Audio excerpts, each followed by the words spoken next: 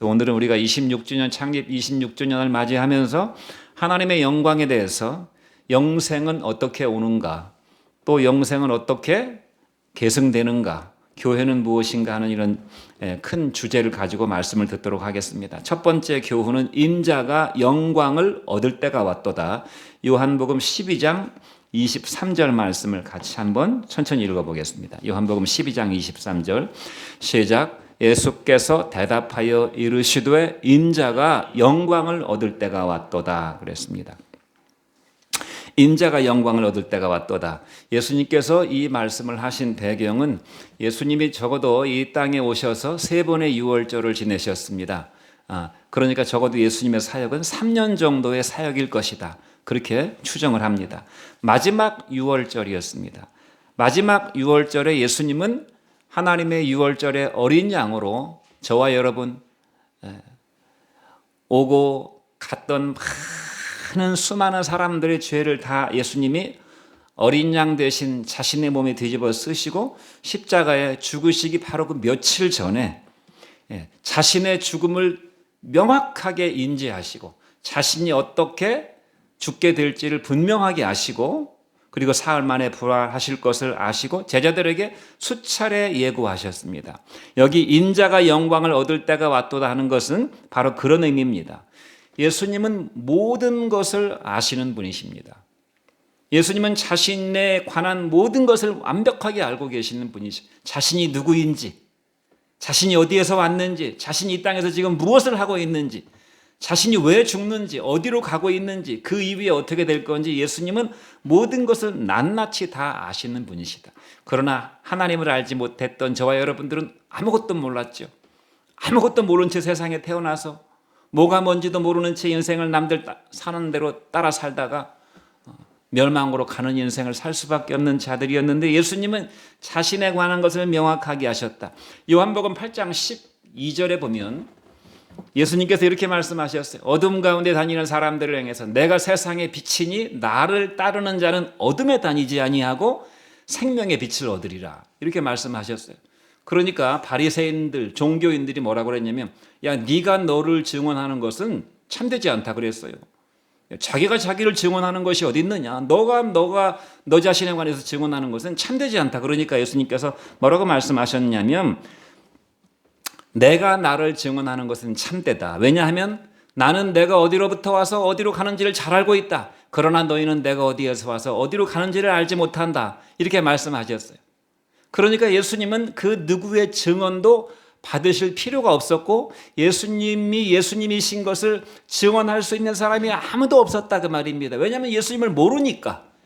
예수님이 어디에서 오셨는지 어디로 가는지를 모르니까 아무도 모르니까 예수님은 사람의 증언을 받을 필요가 없었다 그 말입니다. 우리가 예수님을 몰랐던 것은 둘째치고 사실은 아까 말씀드린 것처럼 내가 누군지도 모르는 채 살아가는 사람들이 예수님을 모르는 사람들의 특징입니다. 자기가 무슨 말을 하는지도 모르고 자기 말이 어떤 결과를 가져오는지도 모르고 자기 인생의 끝이 어디로 흘러가는지도 모르는 채 살아가는 사람들이 바로 어둠 가운데 사는 사람들. 그들에게 생명의 빛, 진리의 빛을 비추시기 위해서 오신 예수님. 예수님은 모든 것을 아시기 때문에 우리가 예수님을 알게 되면 모든 것을 다 알지는 못해도 반드시 알아야 될 것을 알고 사는 인생을 살 수가 있는 것입니다. 그래서 예수를 아는 것이 복인 줄로 믿습니다. 할렐루야. 저와 여러분들은 그런 복을 받았어요. 어쨌든 이 예수님이 말씀하신 인자가 영광을 얻을 때가 왔도다 하신 이 말씀을 하시는 예수님의 그 심정은 어떠했을까? 이제 마지막이 되었다 그 말입니다. 그러니까 예수님의 심정은 굉장히 비장하고 절박했다는 것이에요. 비장하고 절박했습니다. 특히 제자들을 보시면서 세상에 남겨질 제자들을 보시면서 그 믿음이 있다고도 할 수도 없고 없다고도 할 수 없는 정말 영적인 갓난아이와 같은 그들을 보시면서 예수님은 비장하고 절박한 심정으로 말씀하셨는데 뭐라고 말씀하시는가 하면 인자가 영광을 얻을 때가 왔다 이렇게 말씀하시는 거예요.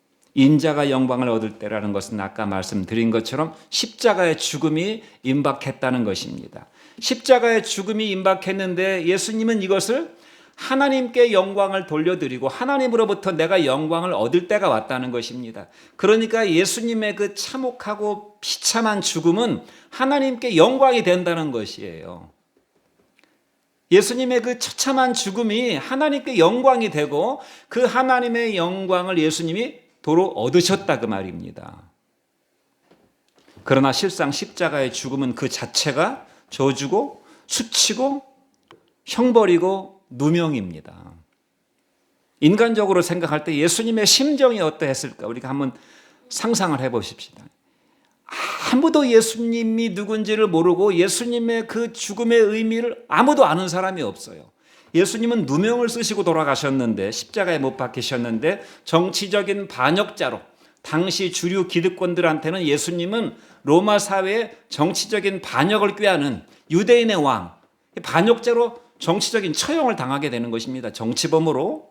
또 종교 사회했던 유대인들에게는 유대인의 왕이라고 메시아를 참칭한 신성 모독의 죄로, 그래서 나사렛 이단의 괴수입니다. 신성 모독의 죄로 죽으심을 당해야 되는 것이고, 예수님은 여러 강도들과 함께 십자가의 처형을 당했기 때문에 일반인들이 볼 때는, 예수님을 전혀 알지 못하는 사람들이 볼 때는 강도 중에 한 명으로, 흉악범 중에 한 명으로 죽임을 당하게 되는 것입니다. 그러니까 누가 예수님의 죽음을 이해할 수 있었겠습니까? 아무도 그 죽음을 이해하지 못해. 로마인들이 볼 때도 정치적 반역자요, 유대인들이 볼 때는 신성 모독을 불경죄를 범한 나사렛 이단의 괴수고, 일반인들이 볼 때는 흉악범이에요. 그냥 심지어 예수님의 가족들, 사랑하는 가족들이나 제자들도 예수님의 죽음의 의미를 깊이 알지 못했어요. 그러니까 내 아들이 죽고 내 오빠가 죽고 내가 3년 반 동안 동고동락했던 나의 스승이 죽는다 하는 정도였지, 예수님의 죽음이 하나님의 영광을 드러내는 죽음이라는 것을 아무도 알지 못했다는 것이에요. 십자가의 비밀입니다. 실제로 예수님의 십자가 사건은 모든 사람의 죄를 대신 짊어지고 죄값을 치르는, 대가를 지불하는 형벌이었습니다. 십자가는 형벌이에요. 이사야서 53장 4절 말씀을 같이 한번 읽어보겠습니다. 너무나 유명한 말씀 같이 읽어보지요. 시작. 그는 실로 우리의 질고를 지고 우리의 슬픔을 당하였거늘 우리는 생각하기를 그는 징벌을 받아서 하나님에게 맞으며 고난을 당한다 하였노라. 그가 찔림은 우리의 허물을 인함이요 그가 상함은 우리의 죄악을 인함이라. 그가 징계를 받음으로 우리가 평화를 누리고 그가 채찍에 맞음으로 우리는 나음을 받았도다. 우리는 다 양 같아서 그릇 행하여 각기 제 길로 갔거늘 여호와께서는 우리 무리의 죄악을 그에게 다 담당시키셨다고 이사야 선지자가 말씀하고 있어요.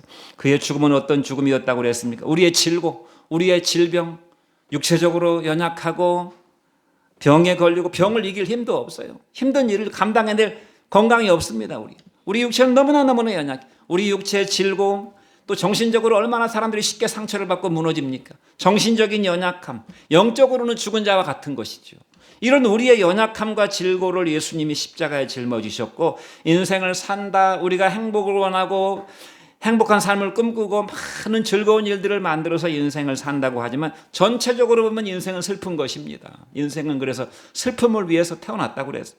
그 슬픔을 담당하셨는데 우리는 생각하기를 예수님은 벌을 받아서 죽는 것이라고, 그래서 하나님한테 맞으며 고난을 당한다고 이렇게 예수님의 십자가를 오해했습니다.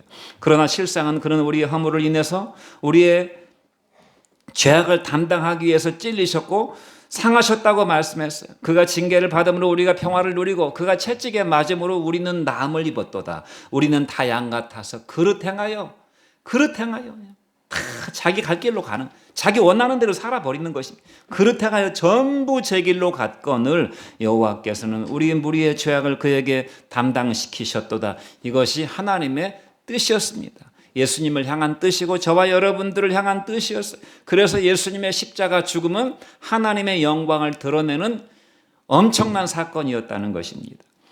이 예수님의 인자가 영광을 얻을 때가 왔도다 하신 이 교훈을 통해서 우리가 두 가지 교훈을 받으려고 하는데요. 우리가 받을 교훈입니다. 예수님의 십자가가 주는 교훈이 뭔가 하면, 하나님 앞에서 인간적으로 세상적으로 억울한 일을 당하고 때로 모함을 당하고 수치를 당하고 내 인생에 비참해지는 느낌이 들고 내가 손해를 보고 모멸감을 당하는 것도 하나님 앞으로 가져가면 이게 다 하나님께 영광이 된다는 것입니다.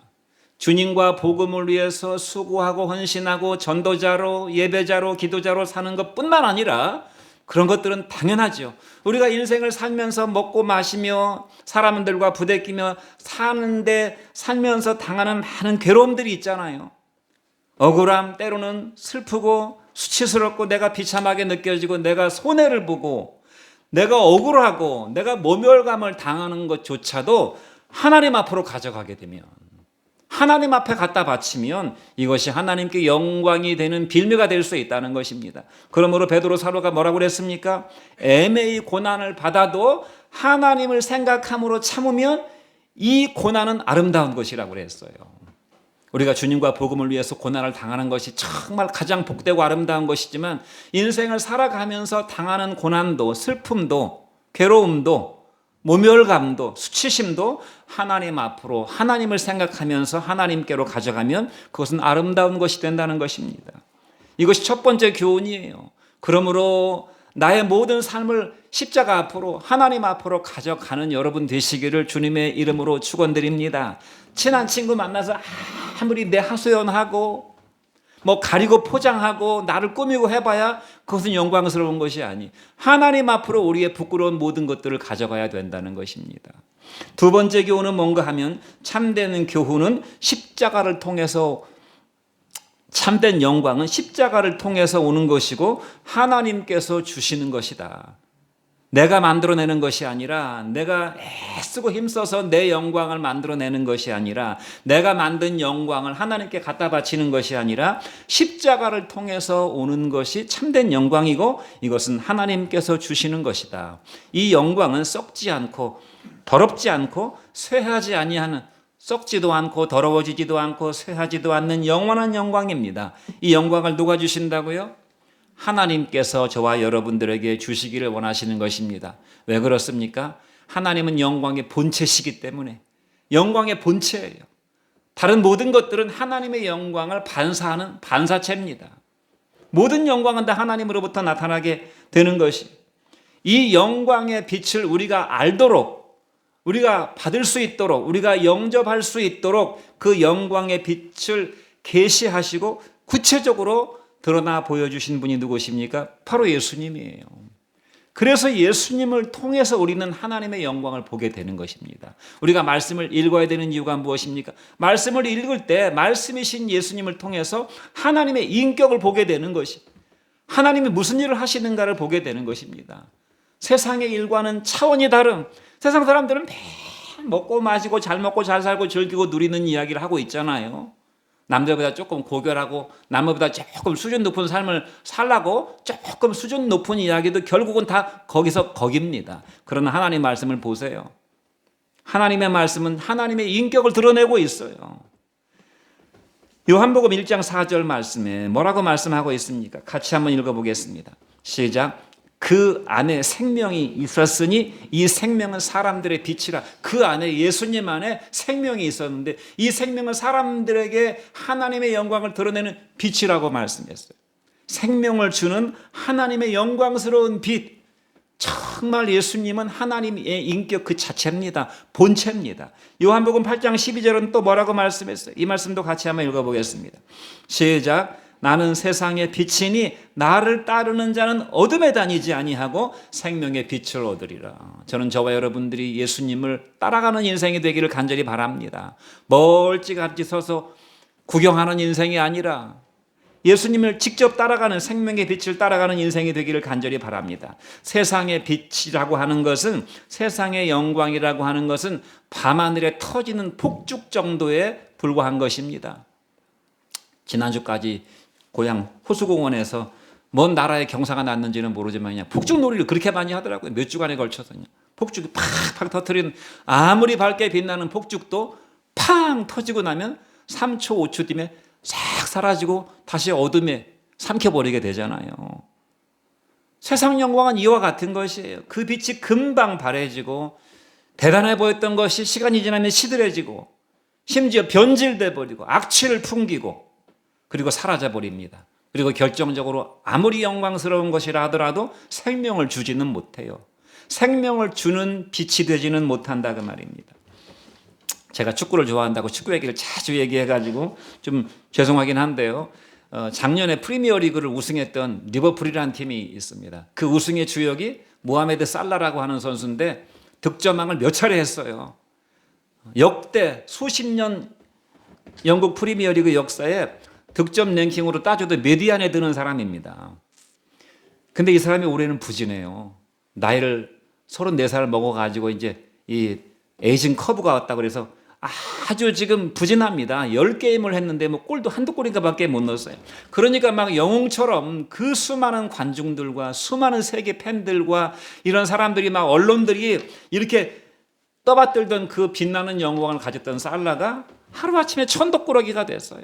선발로 내보내지 마라. 그러니까 세상 영광은 이와 같아요. 좋을 때는 막 대단해 보이지만 조금만 실족하게 되면, 조금만 헛디디게 되면 바로 나락으로 가는 것입니다. 바로 나락으로 가는. 지난주에 또 어떤 70년대 그 한때 풍미했던 여배우가 나와서 이렇게 토크를 하는 그런 프로를 잠깐 봤는데요. 이 여자는 70년대, 80년대 자기가 잘 나갔던 그 영광으로 사는 사람이에요. 그러니까 자기보다 한참 밑에 연예인 후배들 또 시청자들이 보는데 자기가 막 잘 나갔을 때 얘기를 막 하는 것이에요. 자기가 여학생이었을 때 막 교문에 자기를 보려고 하는 남학생들이 막 줄을 서서 기다렸다는 둥, 뭐 팬들이 뭐 어쨌다는 둥, 막 흘러간 얘기하는데 아무도 마음으로 거기에 동조하는 사람이 없어 보여요. 그냥 노인네가 어린아이들이 막 자기 자랑하듯이 그 재롱 떠는 수준으로 본다 그 말입니다. 그리고 계속 자기 자랑을 하니까 듣기가 불편해요. 세상 자랑은요 한두 번 하고 그만입니다. 계속 자랑하면 이제 듣기 싫어지는 것이. 그리고 남 자랑하는 거 별로 좋아 보이지 않습니다. 자기가 자기 자랑하는 거 좋게 보이는 경우가 자기 부모나 될까? 남들은 다 자기 자랑하는 거 잘 듣기 싫어합니다. 손가락질합니다 뒤에서. 왜냐하면 진정한 영광이 아니니까. 대기업에 근무했던 분들, 뭐 이사로 퇴직을 했거나 공기업에 근무했던 분들 중에 말년에 망하게 되는 경우들이 많다고 그럽니다. 왜 망하게 되는가 보니까 공기업이나 대기업에 이사쯤 하려면 직장 생활 한 3, 4% 안에 들어 1등급 직장인 돼야 되는 거 아닙니까? 뭐 100명 입사했으면 한두 명이나 이사가 될까 말까지요. 대단한 사람이잖아요. 회사에서는 막 이사님, 사장님 영광이잖아요. 그런데 퇴직하는 즉시 실업자 동네 아저씨가 되는 것이라 그 말이에요. 근데 자기는 그 영광을 가지고 살아요. 내가 대기업의 대표이사였다. 제가 잘 아는 지인이 공기업에 상무이사를 지내신 분이 있는데 친하다 보니까 한번 저한테 오라고 그래가지고 밥을 사주셨어요. 제가 전도사 시절에. 그래서 한번 갔더니 정말 그분이 근무하는 그 사무실은 대단합니다. 그분의 이사실에 들어가는 거기에 복도에 카펫이 빨간 카펫이 쫙 깔려 있고 안내자가 있고 엘리베이터에서 내리면 또 그 사무실 앞에 또 데스크가 있어요. 또 들어가니까 비서실이 있어요. 그 안에 그분의 집무실이 있어요. 얘기를 하고 뭐 그냥 제가 손님이니까 막 저한테도 깍듯하게 하고 밑에 내려가서 식사를 하는데 이런 맛으로 직장 생활을 하나 보다 그런 생각이 들었어요. 근데 그분이 퇴직하시고 나서 그 영광, 자기의 그 영광을 계속 누리고 싶어가지고 퇴직금하고 해가지고 사업을 하셨는데 IMF를 만나서 그냥 쫄딱 망하니까 하루아침에 뭐 백수가 돼버렸죠. 세상 영광이 이와 같습니다. 세상 영광이. 그러나 예수님의 영광은요 본래 하나님의 영광이에요. 본래부터 하나님의 영광이었고 이것은 십자가로 드러나게 되었다는 것입니다. 십자가를 통해서 우리에게 하나님의 영광이 드러나게 되었어요. 그러므로 예수님을 본 자는 하나님의 영광을 본 사람이라고 예수님께서 말씀하셨어요. 나를 본 자는 아버지를 보았거늘 어찌해서 아버지를 보이라 하느냐. 나를 보고도 하나님의 영광을 보지 못한다는 말이냐 그 말입니다. 그러니까 우리가 하나님의 영광을 보고 싶으면 하나님 좀 보여주세요. 나한테 쫙 나타나서 내가 여기 있다고 말씀해 주세요. 절대 그런 식으로 나타나지 않습니다. 하나님 예수님의 인격을 통해서 그분의 말씀과 그분의 삶을 통해서 십자가와 부활을 통해서 하나님의 영광을 드러내신다는 사실을 믿으시는 여러분 되시기를 바랍니다. 그러므로 이 예수님의 영광을 본 사람은요 더 이상 이 세상 영광에 연연해하거나 집착하지 않아요. 정말 예수를 제대로 만난 사람은 이 세상은 그냥 지나가는 것이라는 사실, 세상 영광은 어두워지고 변하고 시들어지는 것이라는 것을 알기 때문에 이 세상 영광에 연연해하거나 집착하지 않습니다. 밝은 태양이 떠오르게 되면 밝은 대낮에 누가 촛불을 켜고 다닙니까? 누가 촛불을 켜고 삽니까? 거리에 그 어둠을 비추던 가로등도 전부 꺼져버리게 됩니다. 어둠 속에 있을 때나 그나마 촛불이 필요하고 가로등이 필요한 것이죠. 밝은 백주 대낮에 그것이 뭐가 필요합니까? 예수님을 만난 사람은 그러므로 소소한 빛, 작은 빛, 이런 세상의 자잘한 영광들이 별로 그렇게 중요한 게 아니에요. 예수님을 모르는 사람들이나 작은 빛에 그리 집착하지. 어둠 가운데 있으니까 촛불이라도 켜놓고 살아야 되잖아요. 밤에 가로등이라도 켜놓고 살아야 되잖아요. 일시적인 빛에 연연합니다. 그래서 공자님, 맹자님이 필요한 거예요. 예수님을 모르는 사람들은 공자의 빛이라도 비춰야 살고 맹자의 빛이라도 비춰서 도덕적으로 윤리적으로 그나마 인간답게 살아야 되죠. 그마저도 없어 보세요. 석가모니가 필요하고 자기 나름대로 세상의 영광이라도 얻어서 사람들의 존경을 받는 인생을 살아야 된다 이 말입니다. 그러나 예수님의 영광의 빛을 본 사람은 그런 것들이 있으면 좋고 없어도 상관없고 오히려 있을 때 조심해야 되고 별로 연연하거나 집착할 필요가 없어요. 어떤 사람들은 잘 나가다가 망해가지고 막 인생을 절망해서 인생을 포기하는 사람도 있고 나락으로 가는 사람도 있고 이런저런 건강하게 살다가 건강을 잃어버려가지고 막 인생을 슬퍼하는 사람도 있는데 전혀 그럴 필요가 없다 이 말입니다. 믿습니까? 우리에게 어마어마한 백주 대낮에 이런 태양 같은 영광, 태양을 지으신 예수님의 영광이 있는데요. 하나님의 영광은 예수님 그 자체시고 십자가를 통해서 우리에게 구현되게 되는 것이다라는 사실을 믿으시는 우리 청년들 되시기를 주의 이름으로 축원드립니다. 두 번째, 죽어야 많은 열매를 맺느니라. 요한복음 12장 24절로 25절 말씀을 같이 읽어보겠습니다. 시작. 내가 진실로 진실로 너희에게 이르노니 한 알의 밀이 땅에 떨어져 죽지 아니하면 한 알 그대로 있고 죽으면 많은 열매를 맺느니라. 자기 생명을 사랑하는 자는 잃어버릴 것이요 이 세상에서 자기 생명을 미워하는 자는 영생하도록 보존하리라. 예수님이 진실로 진실로 너희에게 이르노니. 예수님이 그냥 말씀하셔도 그것은 100% 진실입니다. 그보다 더 진실은 없어요. 더한 진실은 없어요. 그러나 그럼에도 불구하고 예수님은 내가 진실로 진실로 이런 표현을 자주 쓰셨어요. 진실로 진실로 너희에게 이른다. 생명의 진리를 말씀하실 때, 거듭남의 진리를 말씀하실 때도 내가 진실로 진실로 너희에게 이르노니, 내게 이르노니 사람이 거듭나지 아니하면 하나님 나라에 들어갈 수 없다고 니고데모에게, 성경의 박사인 니고데모에게, 도덕적으로 존경받고 사회적으로 성공한, 세상적으로 볼 때는 참 영광스러운 인생을 사는 니고데모에게 내가 진실로 진실로 내게 이르노니 사람이 거듭나지 아니하면 하나님 나라에 들어갈 수 없다고 말씀하셨던 바로 그 예수님이 또 우리에게 생명의 진리를 말씀하실 때 진실로 진실로, 이것은 예수님의 생명의 진리는 유일한 진리고 다른 대안이 없고 절대적이고 예외가 없는, 누구라도 이 진리에서 벗어날 수 없다는 것입니다. 이것이 아니면 생명을 얻을 수 없고 생명의 열매를 맺을 수가 없다는 것이에요.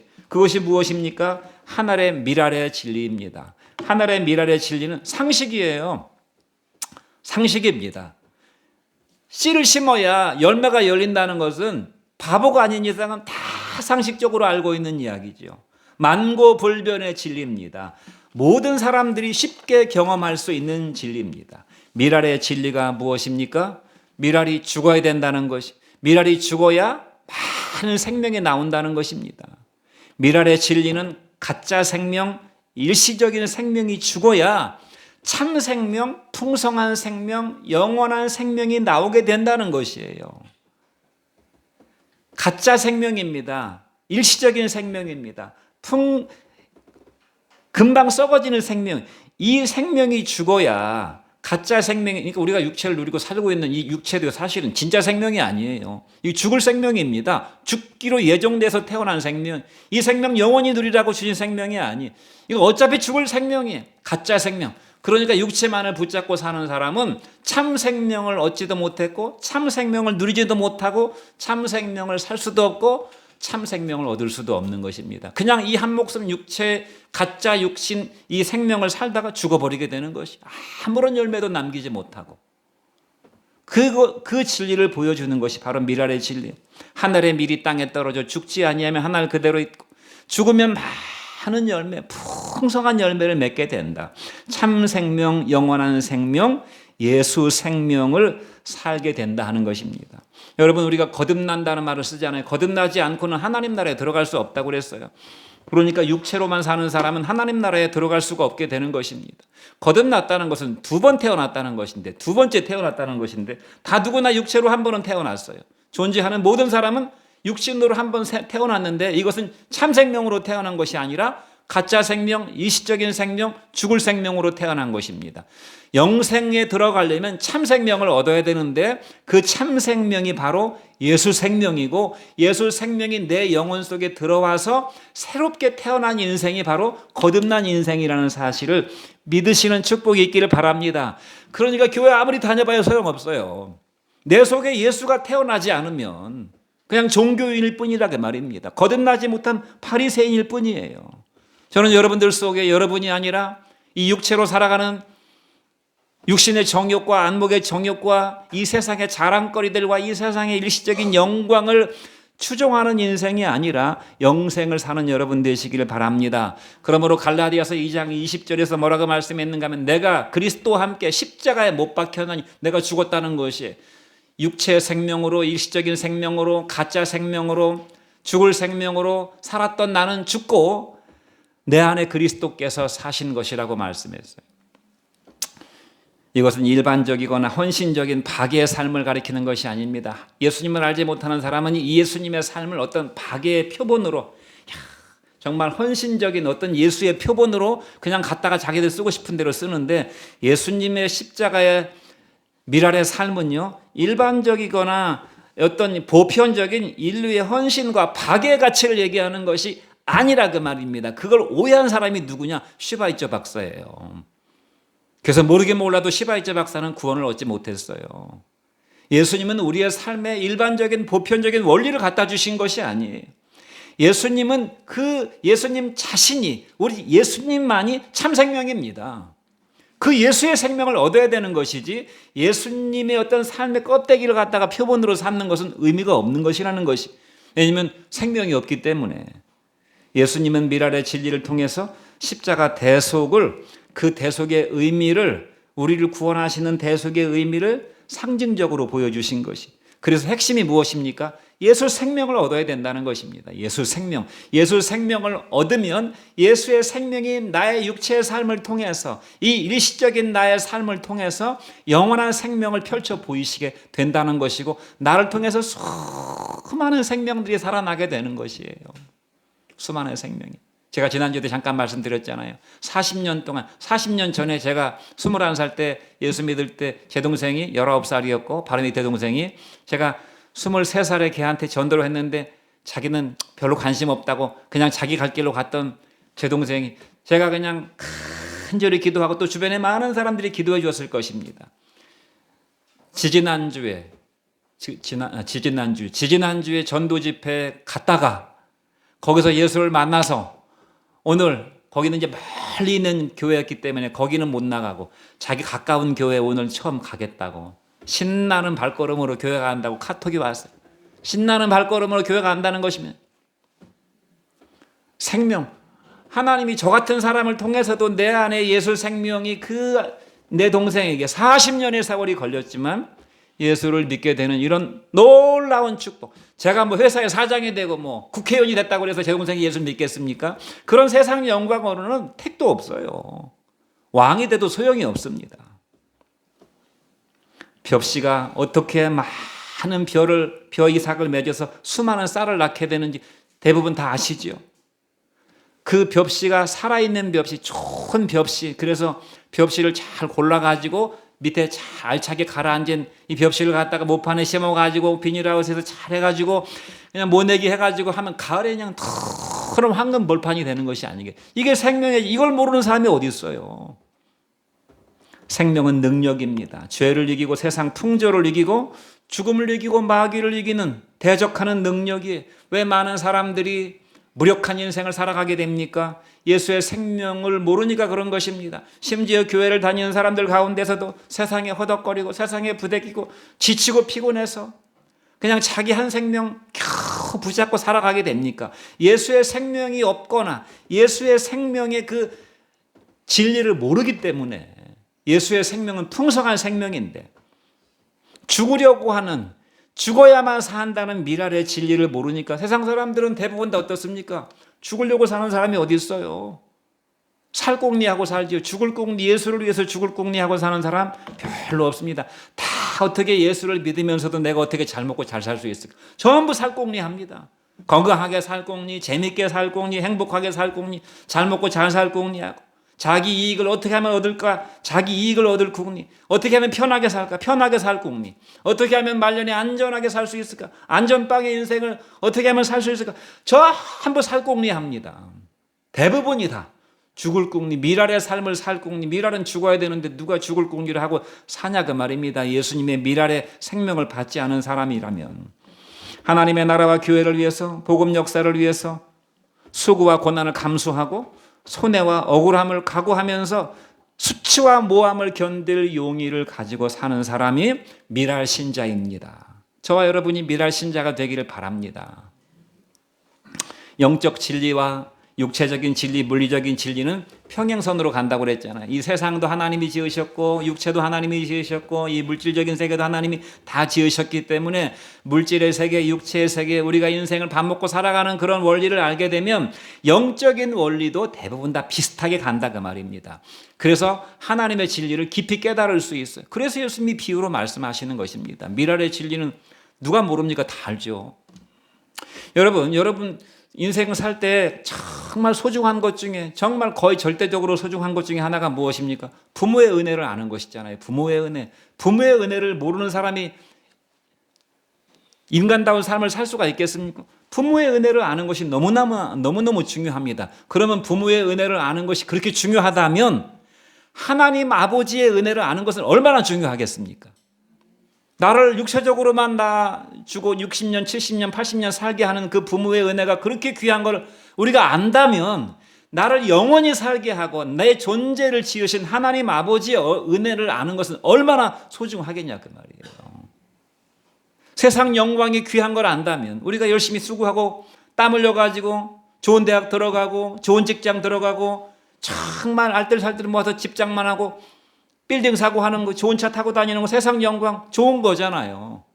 이 세상 살 동안은 좋은 거잖아요. 그 세상 영광이 그렇게 귀한 걸 안다면, 일시적인 영광도 그렇게 귀하다는 걸 안다면 영원한 하나님의 영광은 얼마나 귀하겠는가. 그런데 왜 일시적인 영광을 위해서는 그렇게 애를 쓰면서 영원한 하나님의 영광에 대해서는 무관심하냐 그 말입니다. 우리가 이렇게 어리석은 사람이 되면 안 되는 것이. 자기 목숨은 귀한 거 안다면 잠깐 살다가 아무리 내가 부지하려고 해도 결국은 잃어버리게 되는 육체의 목숨이 귀한 걸 안다면 내 영혼의 영원한 목숨은 얼마나 귀하겠는가. 육신의 죽음의 공포 앞에 다 두려워 떨잖아요. 영혼이 겪게 될 영혼의 죽음의 지옥의 공포는 얼마나 충격적이겠는가. 죄 짓고 감옥 가는 거 다 누구도 원치 않잖아요. 그러면 영혼의 지옥에 가는 것은 얼마나 끔찍한 것이겠는가. 우리가 이 세상 살아갈 동안에 현실을 대비하고 준비하고 사는 것이 얼마나 지혜로운 것인가를 안다면은 영혼을 대비하는 인생을 사는 것이 얼마나 참으로 지혜로운 것인가. 그래서 예수님은 오죽하면 불의한 청지기의 비유를 들었겠습니까? 주인의 물건을 횡령하고 착복했던 불의한 청지기, 마지막에 자기가 모든 걸 다 잃어버리게 될 그때를 대비해서 편법이고 불법이지만 자기 살공리를 했잖아요. 세상에 불의한 청지기도 이렇게 자기 살공리를 하게 되는데 영혼을 대비하는 준비를 왜 하지 않는가? 그렇게 말씀하시는 것이에요. 사랑하는 성도 여러분, 예수를 위해 죽을 궁리하는 것이 진정 사는 것이라는 사실을 깨달으시는 미랄신자 되시기를 주의 이름으로 축원드립니다. 우리 교회가 미랄신자의 공동체가 되기를 간절히 바랍니다. 마지막으로 미랄신자만이 그리스도의 교회를 세웁니다. 여러분, 교회는 건물이나 사람 수가 아니라는 말을 많이 들으셨을 거예요. 큰 건물이 교회가 아니고 많이 모여있는 사람들이 사람 수가 교회가 아니고 교회는 예수 생명 공동체입니다. 예수 생명 공동체 미랄 공동체예요. 예수님의 생명을 소유한 미랄 성도들의 모임만이 예수님의 교회라 그 말입니다. 그래서 예수님은 뭐라고 말씀하셨습니까? 두세 사람이 내 이름으로 모인 곳에 내가 그들과 함께 있을 것이라고 말씀을 하셨던 것이에요.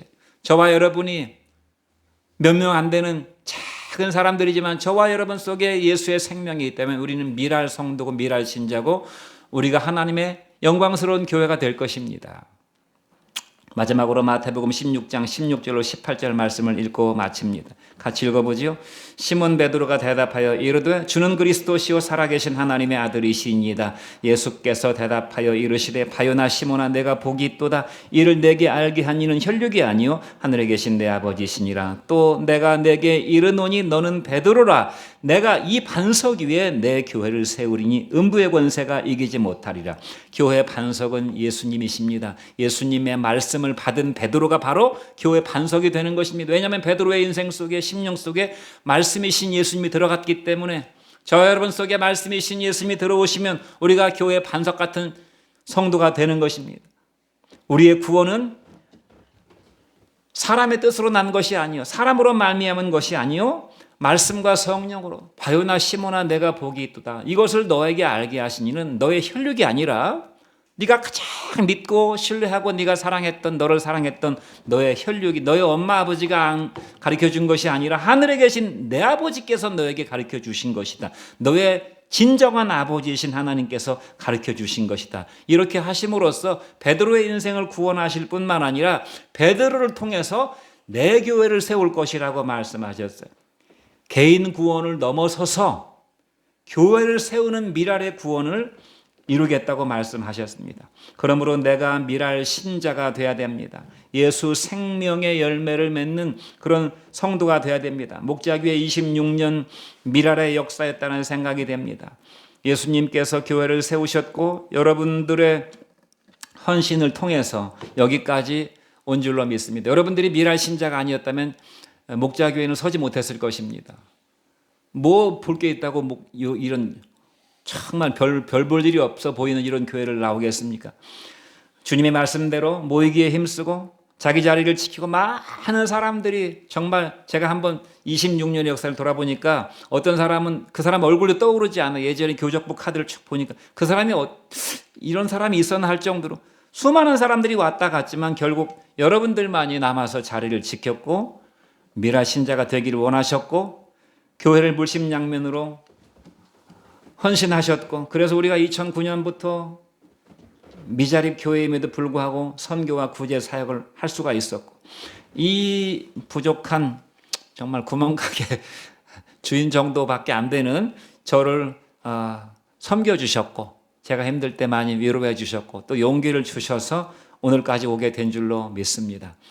간절히 바라기는 그리고 주님의 소원은 우리가 큰 일 엄청난 그런 열매를 맺지는 못한다 할지라도 나 한 사람이 미랄 성도가 되고 내가 미랄의 삶을 살아서 나를 통해서 또 다른 한 생명이 살아나는 역사 예배와 기도와 증인의 삶을 사는 그런 역사가 주님 오실 때까지 이루어지기를 주님의 이름으로 축원드립니다. 기도하겠습니다.